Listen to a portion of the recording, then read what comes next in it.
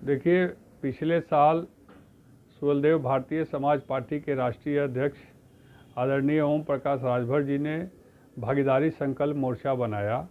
जिस भागीदारी संकल्प मोर्चा में उत्तर प्रदेश की 8 पार्टियां शामिल हुई।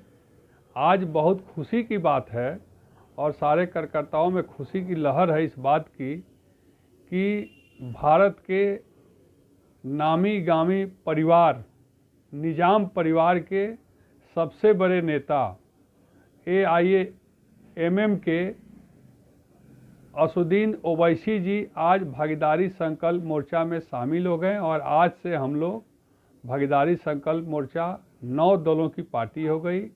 अभी आपने देखा कि ओवैसी साहब की पार्टी बिहार में चुनाव लड़ी और 5 सीटों पर विजयी प्राप्त की। आने वाले 2022 उत्तर प्रदेश के चुनाव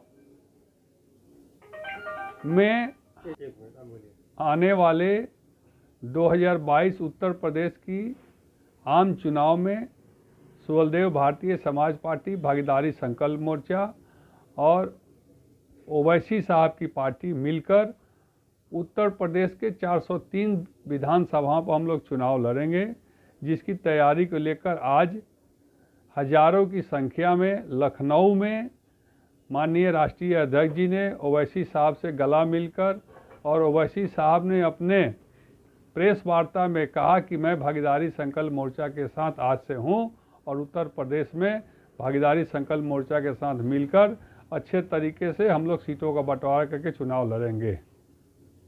तो ये जो आपको भागीदारी संकल्प मोर्चा बना है, इसमें मुख्यमंत्री पद का दावेदार कौन होगा और किसको आगे करके ये चुनाव लड़ा जाएगा यूपी में?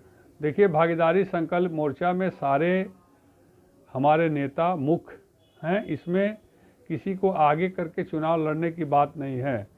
इसमें लास्ट में जिसकी संख्या जितनी भारी उसकी उतनी बड़ी हिस्सेदारी के रूप में शिक्षा के नाम पर चुनाव लड़ा जाएगा। शिक्षा वाली सरकार के नाम पर यह चुनाव लड़ा जाएगा। रोजगार वाली सरकार के नाम पर चुनाव लड़ा जाएगा।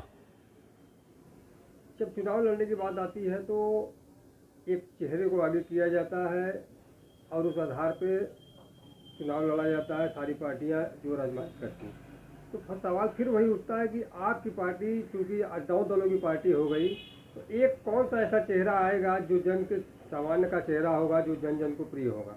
देखिए, ओम प्रकाश राजभर राष्ट्रीय अध्यक्ष सुहलदेव भारतीय समाज पार्टी, पूर्व कैबिनेट मंत्री उत्तर प्रदेश सरकार, यह चेहरा किसी को बताने की जरूरत नहीं है।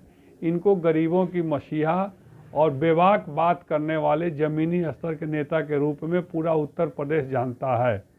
तो आप इस बात को समझ सकते हैं कि उत्तर प्रदेश में ओम प्रकाश राजभर को पहचान की ज़रूरत नहीं है और ओवैसी साहब को पहचान की ज़रूरत नहीं है। अपना दल कमेरावादी पार्टी कृष्णा पटेल जी को पहचान की ज़रूरत नहीं है। बाबू सिंह कुशवाहा की पार्टी जन अधिकार पार्टी को भी पहचान की जरूरत नहीं है। ये हमारे प्रमुख चेहरे हैं जिनके चेहरे पर हम लोग चुनाव लड़ेंगे और जिसकी जितनी संख्या होगी उस हिसाब से हम लोग सरकार बनाने की हैसियत में अगर हम लोग जीत के आएंगे तो मुख्यमंत्री का चुनाव होगा, और नहीं तो जितनी संख्या जिसकी होगी उस हिसाब से हम लोग सरकार में जिसकी भी सरकार बनेगी उसमें हम लोग जाएंगे। लेकिन इतना तय है कि भागीदारी संकल्प मोर्चा के बिना अब उत्तर प्रदेश में किसी की सरकार बनना मुश्किल है।